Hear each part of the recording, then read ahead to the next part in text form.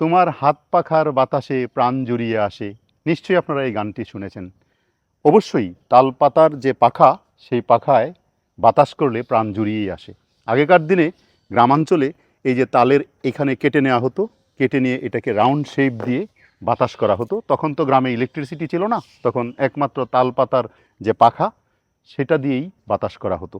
যাই হোক, এই যে তালপাতা দেখতে পাচ্ছেন, এটার শিরাবিন্যাসটা বা এটার ভ্যানেশনটা কীরকম হয় আপনারা নিশ্চয়ই অনেকেই জানেন, আবার কেউ কেউ হয়তো বা জানেন না। আমরা সাধারণত জানি সমান্তরাল শিরাবিন্যাস এবং জালিকা শিরাবিন্যাস, এবং দুইটা উদ্ভিদের গঠনগত পার্থক্যও আমরা জানি। তবে তালপাতা যেটা ভ্যানেশন বা শিরাবিন্যাসটাকে একটু আপনাদের কাছে আলোকপাত করি। বৃন্তের অগ্রভাগ থেকে উৎপন্ন প্রধান শিরাগুলি ফলকের বিভিন্ন প্রান্তে বিস্তৃত থাকে। অর্থাৎ তালপাতার শিরাবিন্যাস হচ্ছে সমান্তরাল, বহুশিরাল, অপসারী শিরাবিন্যাস বা ভ্যানেশন।